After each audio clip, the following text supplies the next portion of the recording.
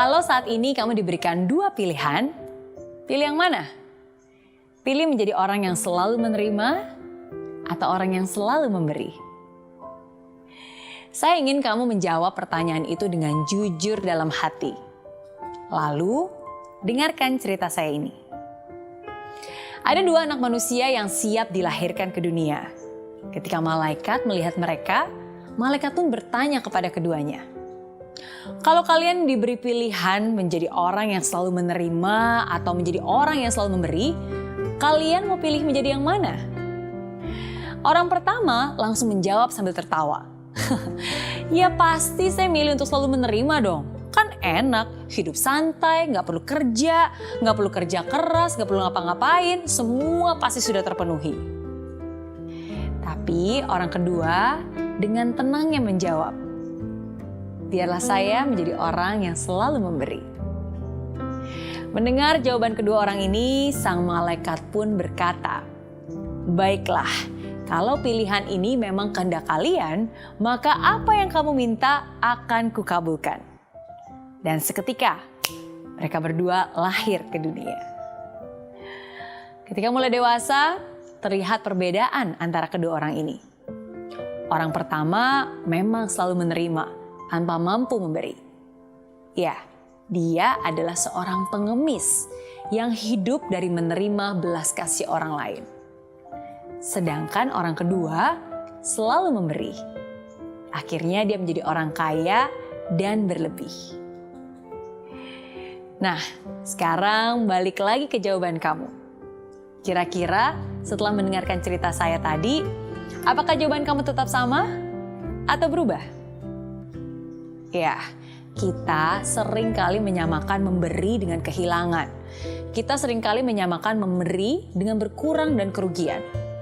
Padahal tidak seperti itu pada kenyataannya. Ketika kamu bisa memberi, kamu akan menyadari bahwa kamu adalah orang yang paling beruntung. Kenapa bisa gitu? Pertama, untuk bisa memberi apapun bentuknya, baik itu materi, tenaga, pikiran, cinta kasih, itu tandanya kamu menjadi orang yang berlebih. Lebih kaya, lebih kuat, lebih cerdas, lebih welas asih. Jadi, ketika kamu bisa memberi, kamu sungguh adalah orang yang beruntung. Beruntung karena hidupmu masih lebih baik daripada banyak orang di luar sana. Beruntung karena kamu masih memiliki kasih dan hati yang mau memberi. Hal kedua, di saat kita memberi, kita juga akan mendapatkan.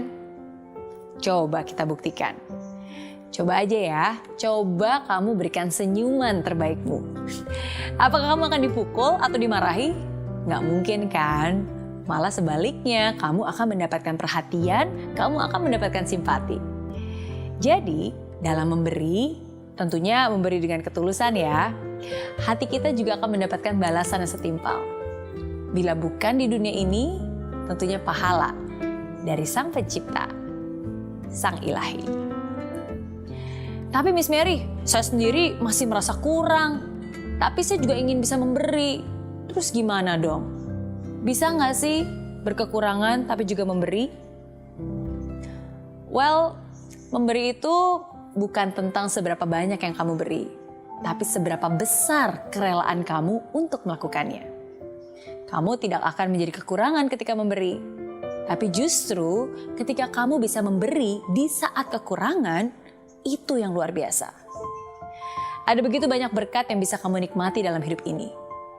Cobalah untuk berbagi, bukan hanya menikmatinya sendiri. Bukan hanya soal uang, bukan hanya soal materi saja, tapi kamu juga bisa memberikan waktu, memberikan tenaga, memberikan perhatianmu.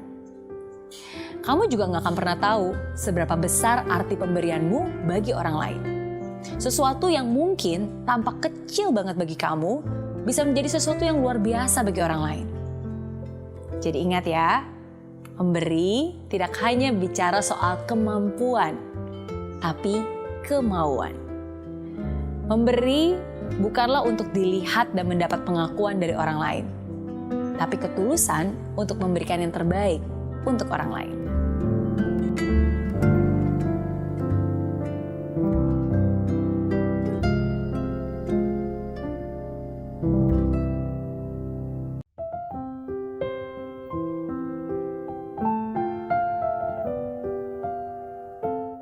Mary Riana, tersedia lengkap video-video YouTube terbaru saya, artikel yang up to date, post inspirasi, koleksi merchandise, workshop dan seminar yang bisa kamu dapatkan free dan download sekarang juga gratis.